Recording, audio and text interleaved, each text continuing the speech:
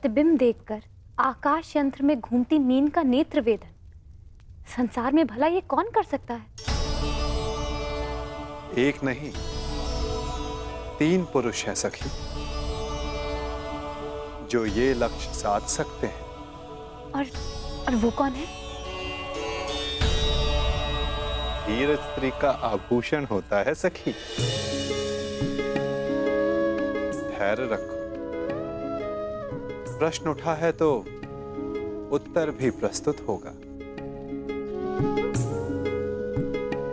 3 पुरुष ये लक्ष्य साध सकते हैं सखी। इस सभा में 2 उपस्थित हैं और तीसरा प्रवेश करने वाला है।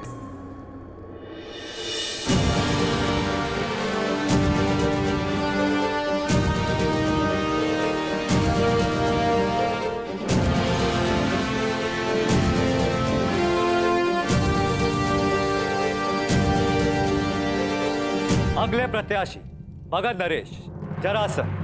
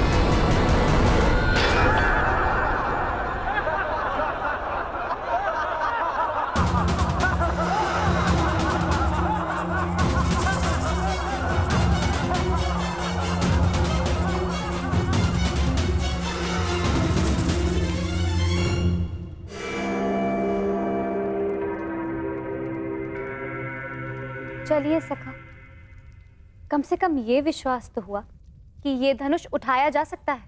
वैसे सखा, क्या अर्जुन भी ये धनुष उठा सकते हैं?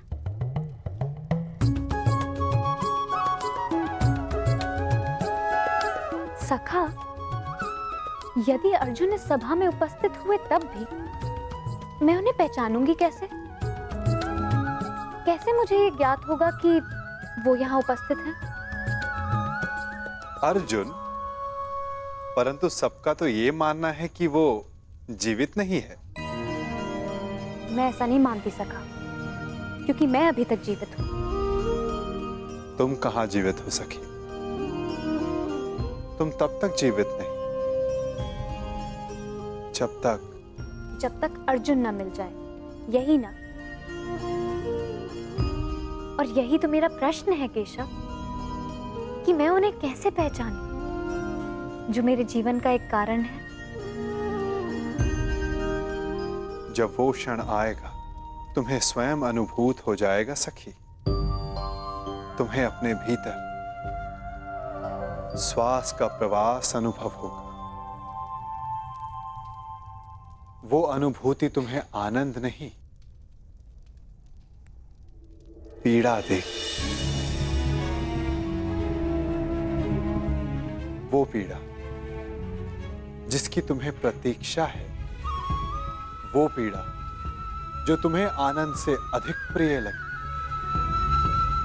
क्या मुझे सच में ऐसा अनुभव होगा सखा? परंतु कब? कौन जाने, कदाचित अति शीघ्र।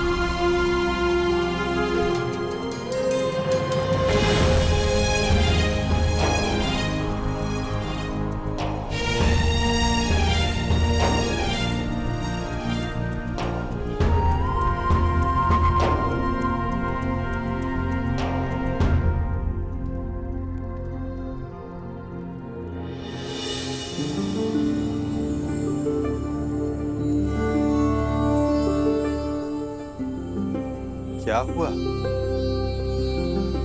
सखा, मैंने कुछ अनुभव किया।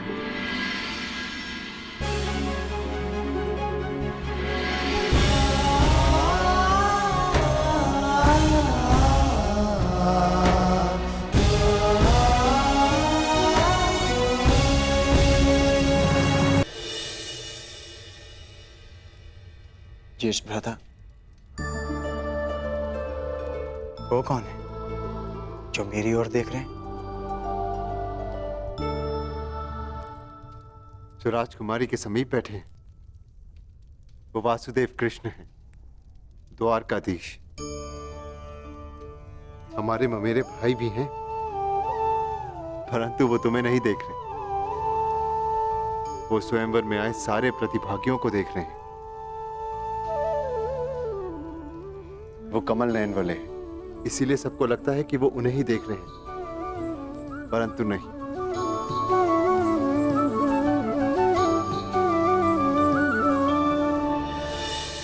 और अब मैं आमंत्रित करता हूं अंतिम प्रत्याशी, हस्तिनापुर के युवराज दुर्योधन।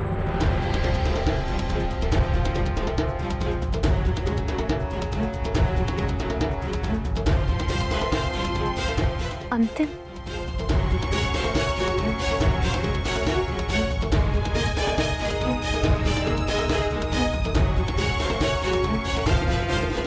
वो दिन कब आएगा जब मैं इस दुष्ट की छाती पर गदा से प्रहार कर पाऊंगा?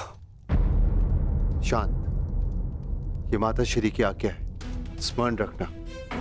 हमें यहाँ पर किसी की दृष्टि में नहीं आना है। हम यहाँ पर स्वयंवर देखने आए हैं और कुछ दक्षिणा ले, बस। मित्र, मैं जानता हूं कि तुम ये धनुष उठा सकते हो, परंतु स्मरण रहे कि तुम अपने पांव के मध्य तनिक दूरी बनाए रखना, ताकि तुम धनुष का बोझ संभाल सको। धनुष का एक भाग भूमि पर रखना, ताकि प्रत्यंचा चढ़ाते समय धनुष तुम्हारे हाथ से छूटे ना।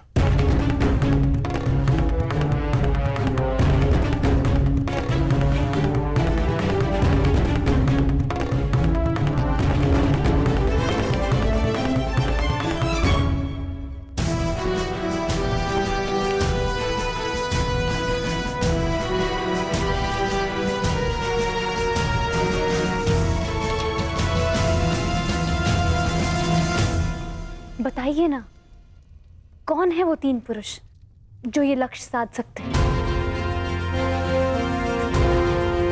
पहला मैं स्वयं, दूसरा पांडु पुत्र अर्जुन और तीसरा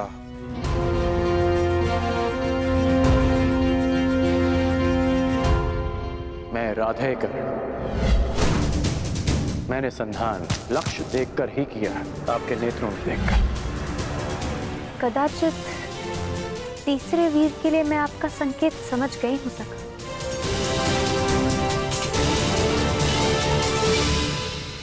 परंतु वो इस स्वयंवर में भाग नहीं ले रहा है। आशा यही है सखी, परंतु नियति क्या कहे कौन जाने।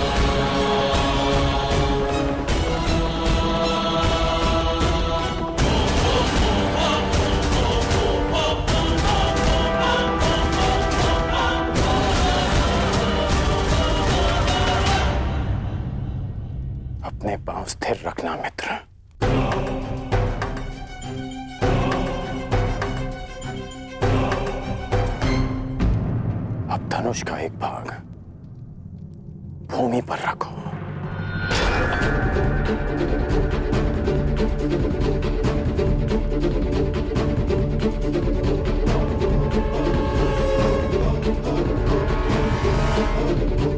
बल लगाकर धनुष को मोड़ो।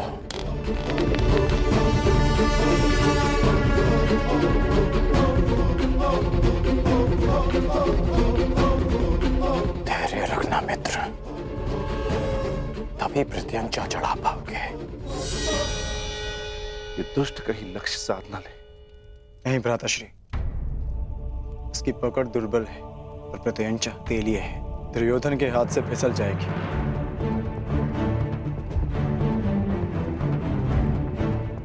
नहीं, एकाग्रता बनाए रखो दुर्योधन। यदि ध्यान भटका तो प्रत्यंचा हाथ से छूट जाएगी।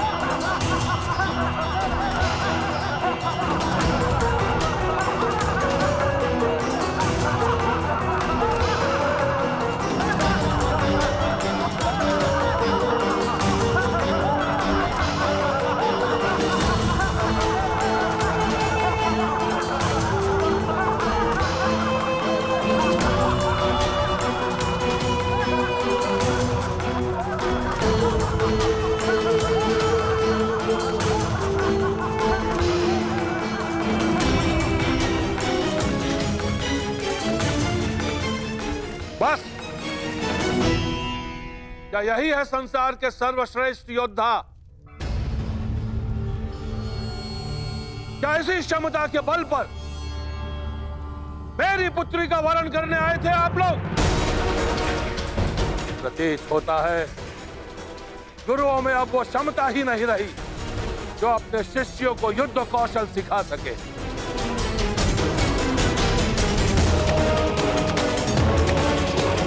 मेरी पुत्री का स्वयंवर अधूरा रह जाएगा, इस बात का दुख नहीं है मुझे, अभी तो खेद इस बात का है कि संसार के सर्वश्रेष्ठ योद्धाओं में से एक भी योद्धा ऐसा नहीं है जो इस परीक्षण में सफल हो सके। महाबली मानकर आप लोग अपने आप से छल कर रहे हो। चलिए पंचाल राज।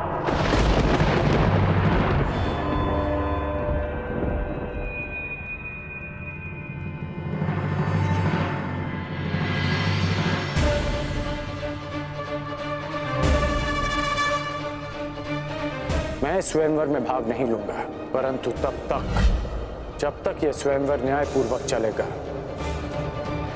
और मेरे मित्र दुर्योधन के साथ कोई अन्याय नहीं होगा। परंतु अन्याय हुआ तो ना मैं अपने धनुष को रोक पाऊंगा और ना ही मेरे बाण मौन रहेंगे।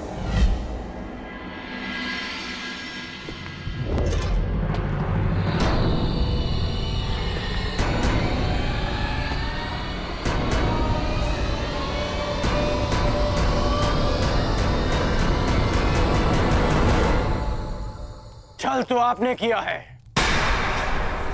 यदि आपको अपनी पुत्री के लिए एक धनुर्धारी चाहिए था तो शेष योद्धाओं को यहां बुलाकर अपमानित करने का छल क्यों किया आपने?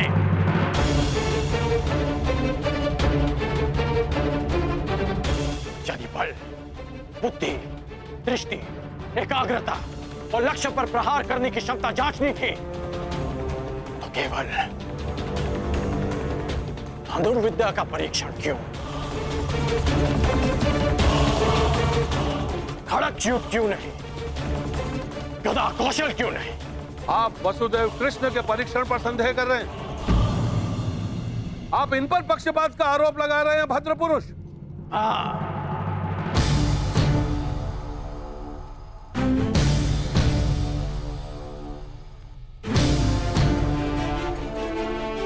क्योंकि ये पक्षपात है।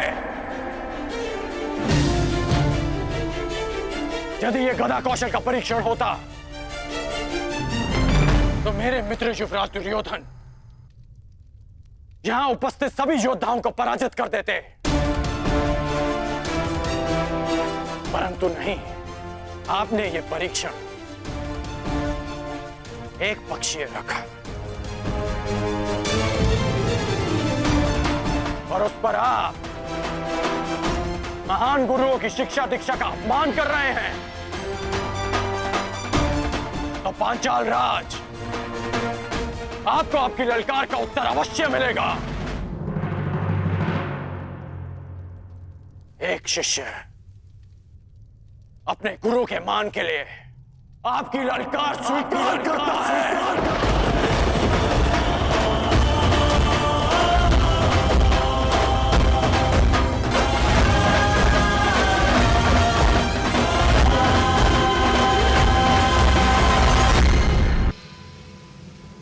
आज यहां इसी सभा में प्रत्यंचा भी चढ़ेगी, शर संधान भी होगा और लक्ष्य भेद भी होगा।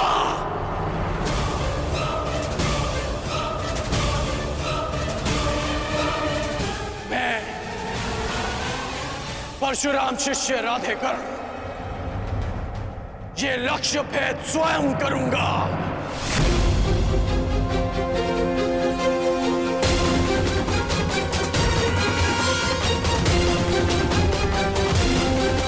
सखी, यदि तुम्हें ज्ञात हो कि अर्जुन जीवित है तो क्या करोगे? वो सब जो मेरे जीवन का उद्देश्य पूरा कर सके, जो कि अर्जुन से विवाह के पश्चात ही संभव है। तो फिर देखो सखी, वो तीसरा वीर जो इस परीक्षण में सफल हो सकता है,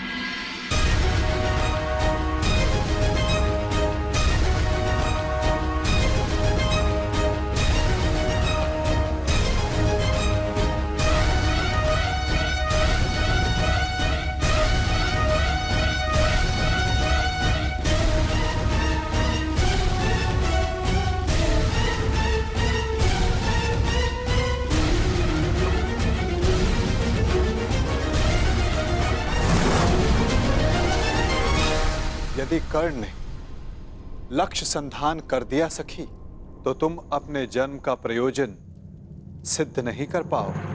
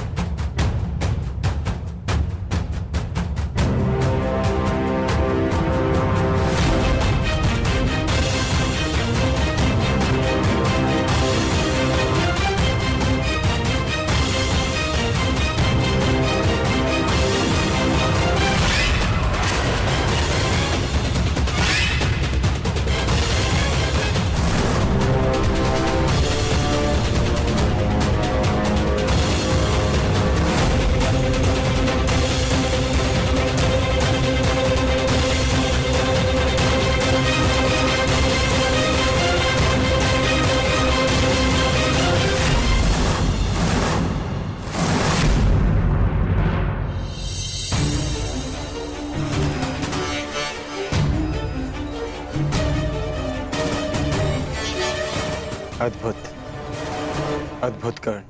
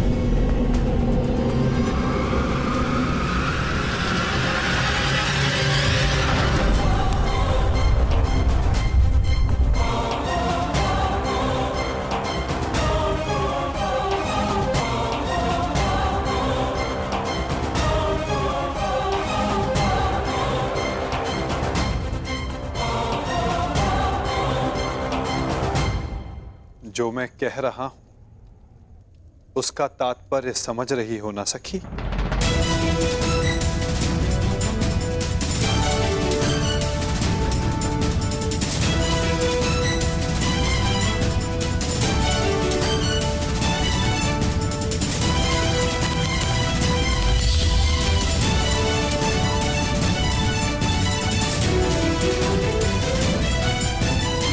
बिना देखे आपने लक्ष्य संधान कैसे किया? आपके नेत्रों में देखकर।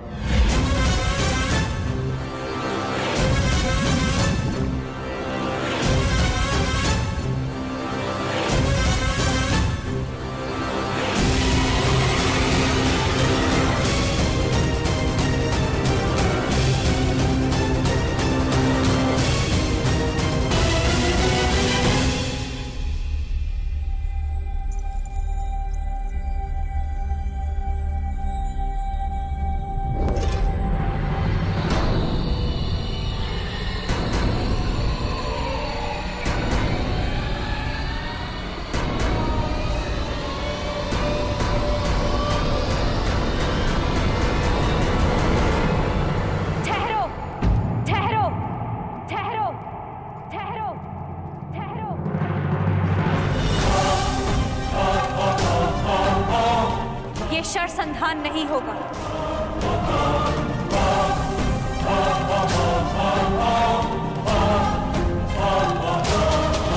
परंतु क्यों?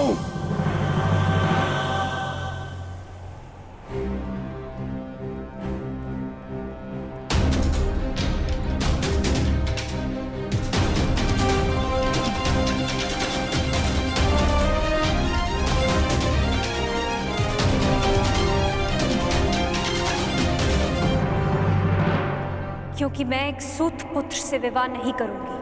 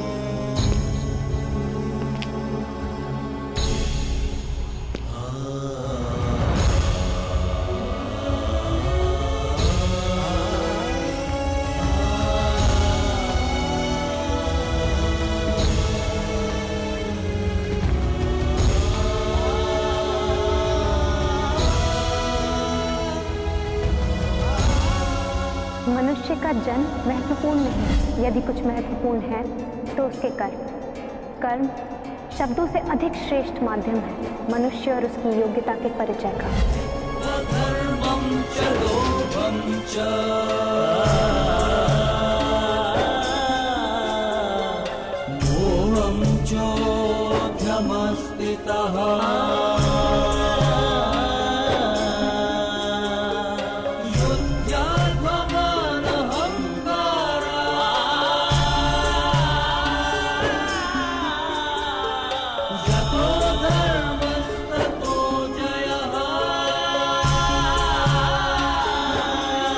हो याज्ञसेनी, आज आपने सिद्ध कर दिया कि कभी कभी शब्द कर्म से अधिक श्रेष्ठ माध्यम होते हैं।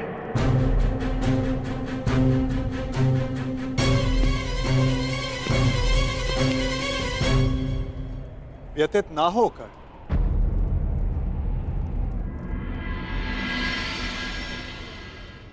ये निर्णय स्वयंवरा का है और इस सभा में उपस्थित सभी को इस निर्णय का सम्मान करना चाहिए। बस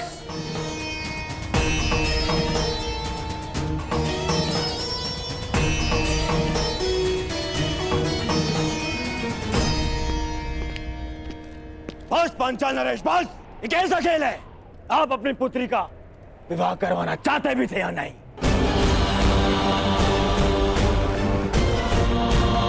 केवल अपने मनोरंजन के लिए आपने ये स्वयंवर रच लिया।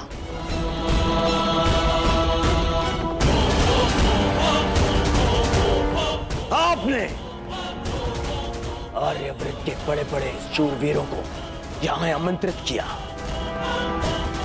किसी को ज्ञात भी नहीं था कि परीक्षण में होने क्या वाला है। फिर एक विचित्र सी शर्त रख दी आपने स्वयंवर की, और जब अंगराज इस परीक्षण में सफल होने वाले थे तो आपकी पुत्री द्रौपदी ने इन्हें रोक दिया।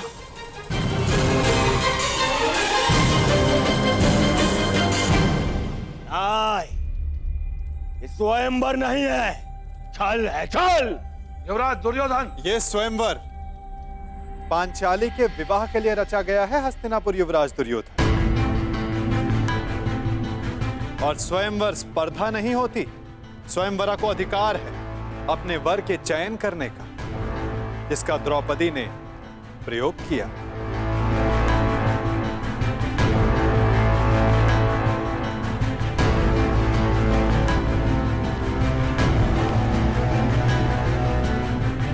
और रही बात छल की राजकुमार दुर्योधन, तो छल किसने किया, कहां किया, कब किया, उस विषय में कदाचित आप इस भरी सभा में बात नहीं करना चाहेंगे, है ना युवराज दुर्योधन?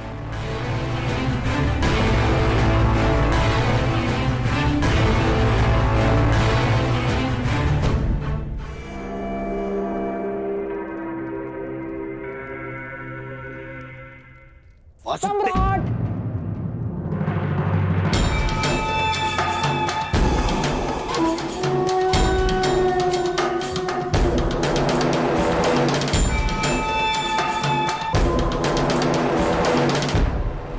मैं यहां उपस्थित सभी राजवंशियों की ओर से कुमारी द्रौपदी के निर्णय का समर्थन करता हूं।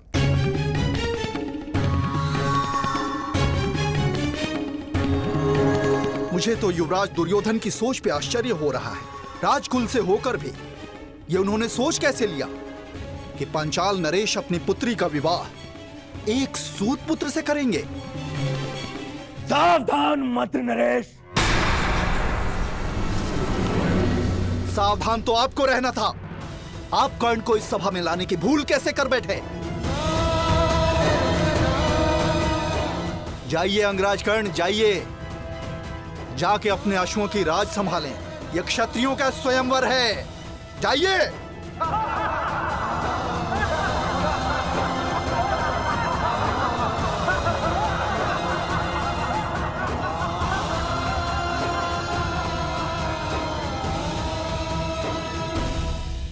हाँ, हाँ, हाँ। मैं एक सूत पुत्र हूं।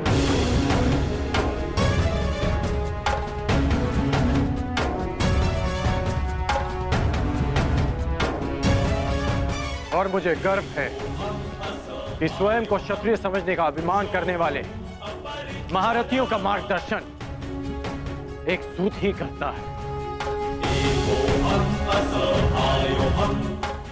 पथ निर्धारित करने वालों को यह नहीं भूलना चाहिए, जो खड्ग और गदा हाथ में लेकर वो वीर होने का दम भरते हैं, उसे कोई क्षत्रिय नहीं, एक लोहार बनाता है।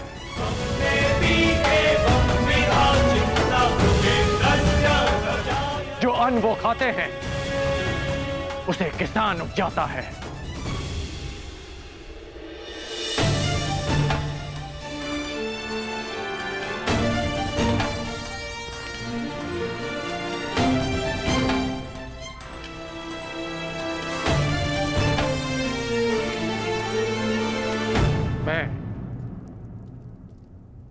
मेरा उपहास उड़ाने वालों से व्यथित नहीं हूं, क्योंकि मैं इनकी सोच वर्षों से जानता हूं।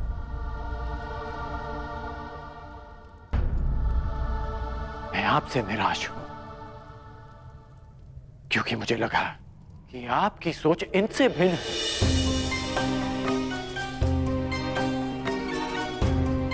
इस अपमान को सहने की क्षमता स्वयं में लाने के लिए मुझे वर्षों लग गए, परंतु आश्चर्य इस बात का है कि एक सूत का अपमान करना, उससे घृणा करना, कुछ दिन पहले जन्मी पांचाली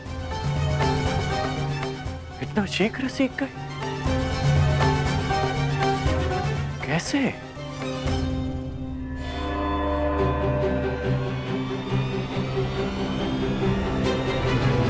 कुछ दिन पहले जन्मी पांचाली इतना शीघ्र सीख गए? कैसे?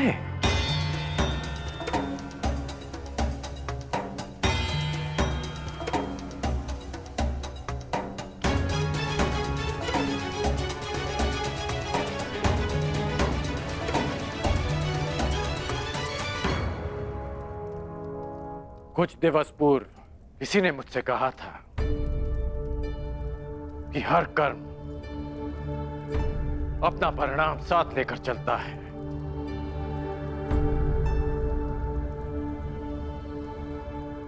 तो सुनिए याज्ञसेनी कि जो आज आपने मेरा अपमान किया, उस अपमान का परिणाम आपको अवश्य मिलेगा।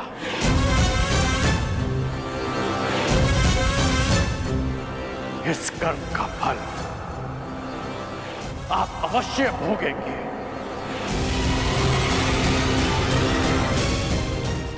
आपके शब्दों के गूंज का नाद जीवन भर आपको सुनाई देता रहेगा। स्मरण रहे।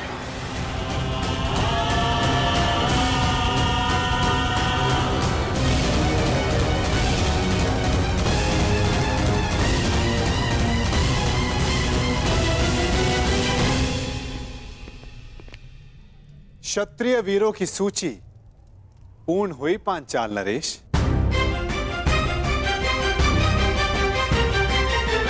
प्रतीत होता है कि अब और कोई नहीं जो इस परीक्षा में सफल हो सके। तो क्या स्वयंवर निरस्त कर दिया जाए पांचाल नरेश? नहीं केशव, यदि स्वयंवर निरस्त कर दिया गया तो पांचाल का बड़ा अपयश होगा। कोई उपाय सोचिए।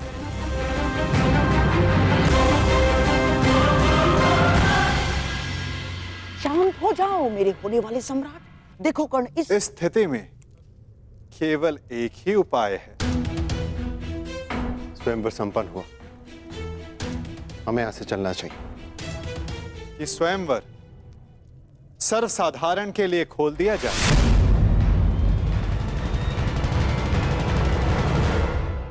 किसी को भी लक्ष्य भेद करने का अधिकार और अवसर दिया जाए।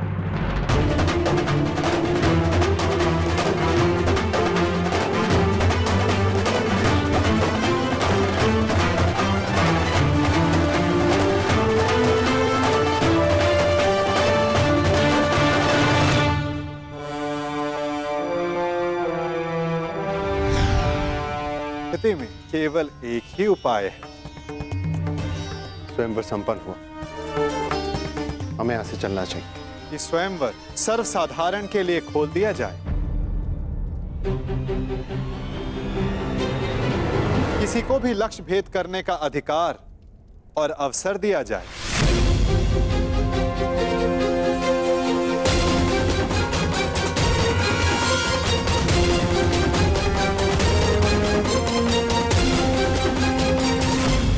लो मेरे होने वाले सम्राट, अब स्वयंवर तो सबके लिए खुल गया है। जब कोई कुछ कर ही नहीं पाएगा तो कर्ण को अवश्य अवसर मिलेगा।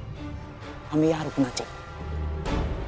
नहीं मामाश्री, यदि अब हम पांचाल में रुके तो केवल एक ही कारण होगा, और वो युद्ध है, अन्यथा नहीं। चलिए यहां से।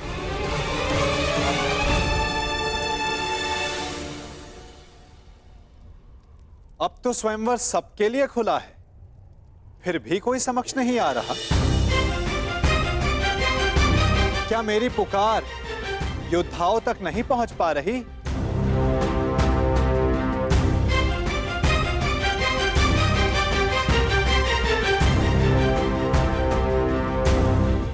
छिपे हुए योद्धाओं, अपने मन से प्रश्न करो कि क्या अधिक महत्वपूर्ण है, अज्ञात में रहकर अपना परिचय छिपाना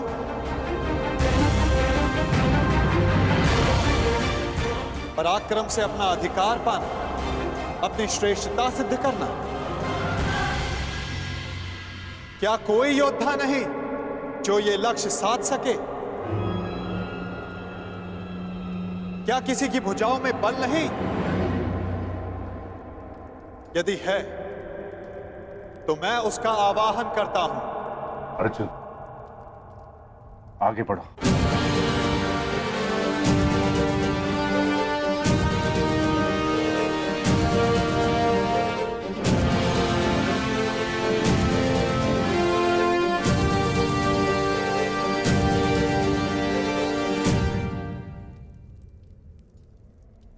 ये लक्ष्य मैं साधूंगा।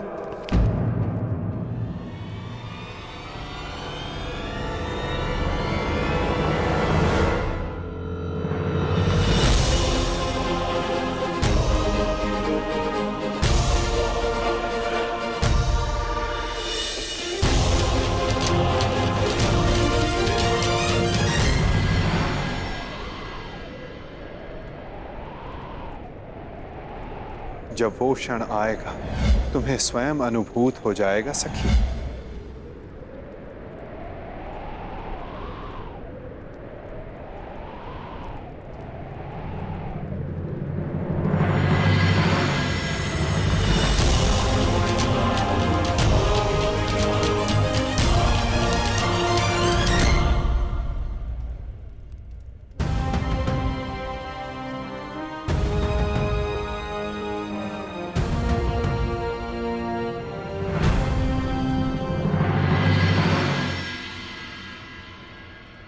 पहले एक सूत पुत्र आया और अब ब्राह्मण। सत्य कहा था देवकी नंदन ने, ये स्वयंवर तो अविस्मरणीय रहेगा।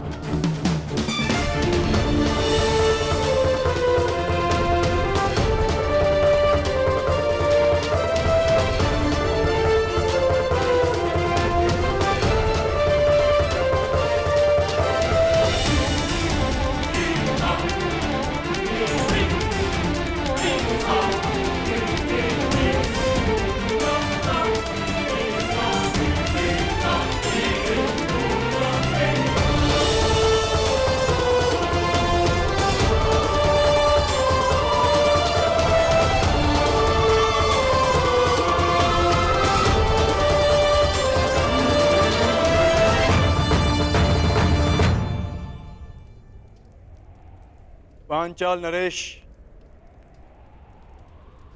लक्ष्य संधान की अनुमति चाहूंगा। ब्राह्मण देवता, आप भूलवश यहाँ आ गए हैं। यज्ञशाला दूसरी ओर है और भिक्षादान द्वार पर हो रहा है। जाइए। सुना है ब्राह्मणों के श्राप में बड़ी शक्ति होती है। ऐसा ना हो कहीं इस मीन को श्राप देकर नीचे गिरा दें।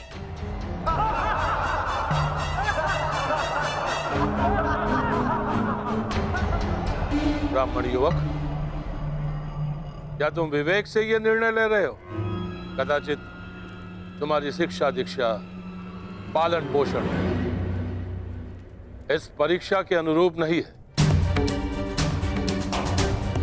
यहां उपस्थित सारे योद्धाओं का परिणाम तो तुम देख ही चुके हो।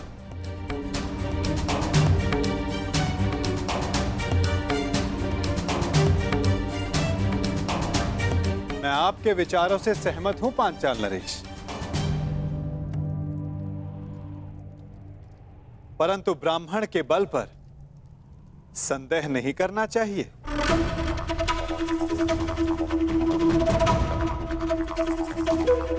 मानसिक दृष्टता शारीरिक बल से अधिक प्रभावी होती है।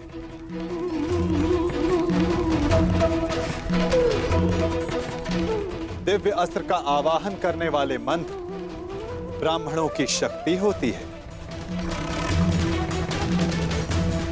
और फिर श्री परशुराम भी ब्राह्मण ही तो हैं। क्या उनकी शक्ति पर किसी को संदेह है?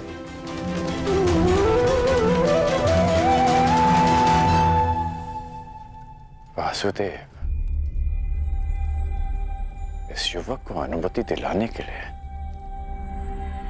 इतना बल क्यों दे रहे हैं? छोड़ो ना मित्र, जितना अपमान सहना था सह लिया। अब यहाँ रुकने का कोई अर्थ नहीं। चलो यहां से। रुको, मैं ये देखना चाहता हूं कि यहां क्या होने जा रहा है। और जैसा कि मैंने पहले भी कहा पांचाल नरेश, ये स्वयंवर है। अंतिम निर्णय द्रौपदी का होगा।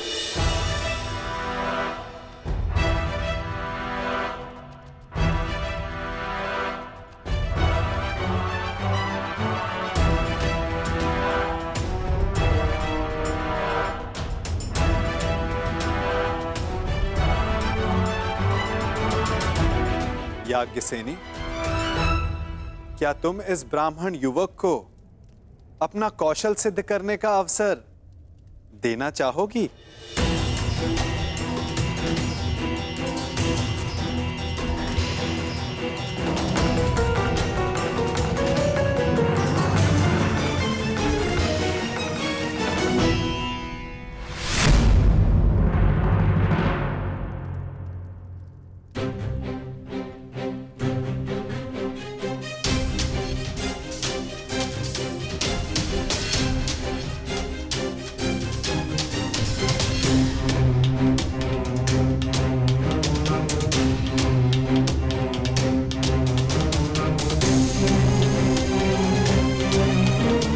ब्राह्मण युवक, तुम्हें अनुमति है।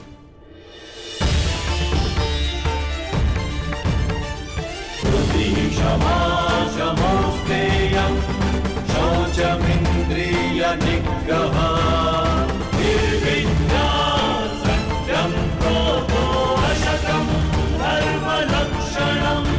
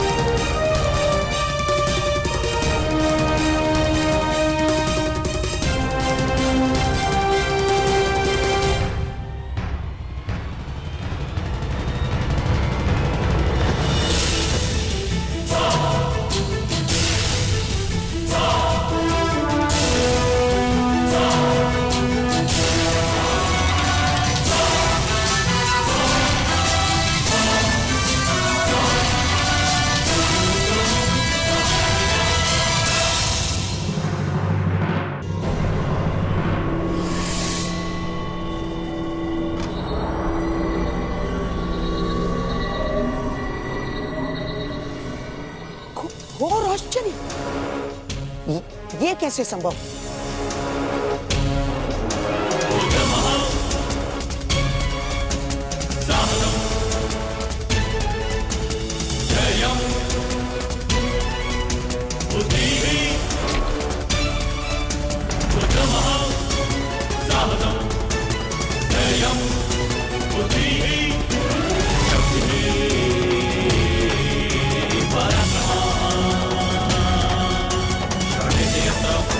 But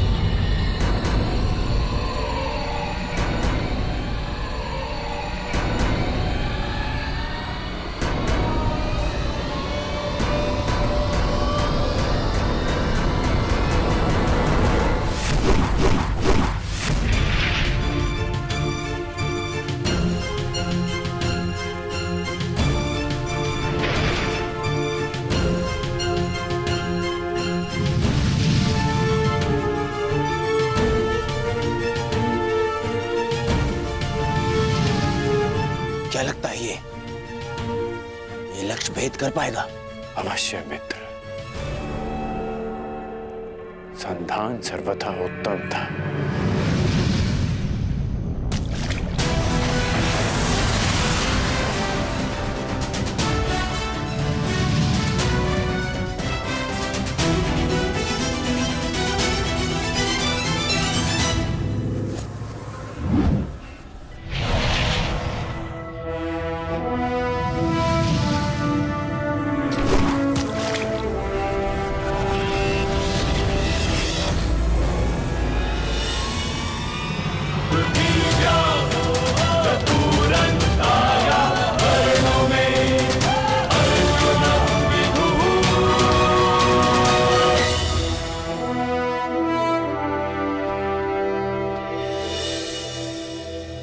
अब अपने वर का चयन तुम्हारे हाथों में है सखी। क्या तुम इस युवक का चयन करोगी?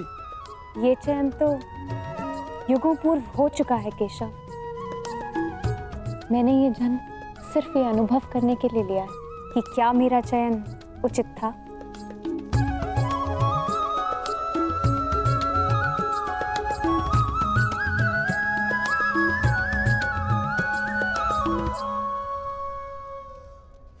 एक साधारण ब्राह्मण ने लक्ष्य भेद कर कैसे लिया? जो तुम्हारे सामने खड़ा है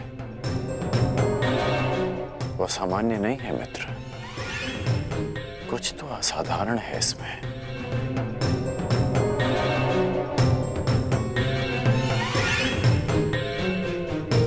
जो मैं अनुभव कर रहा हूं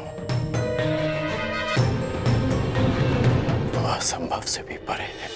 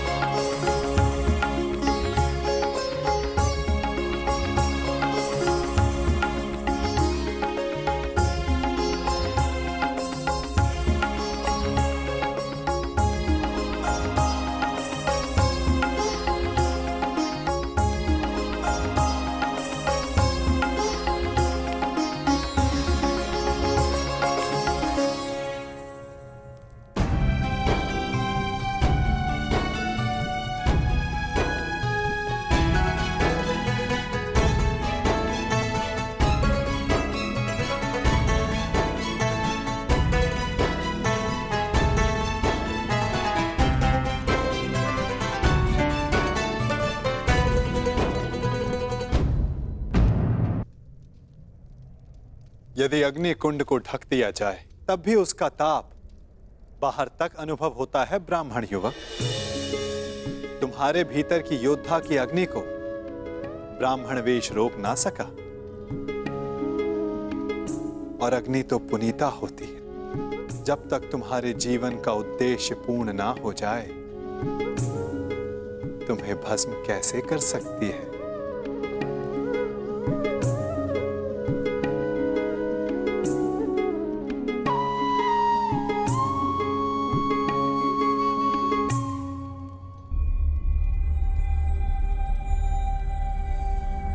इतने विरोधियों के मध्य से स्वयंवरा को ले जाने का अनुभव मेरा भी रहा है। उस अनुभव के आधार पर तुम्हारे लिए एक सुझाव है। यहां से शीघ्र चले जाओ।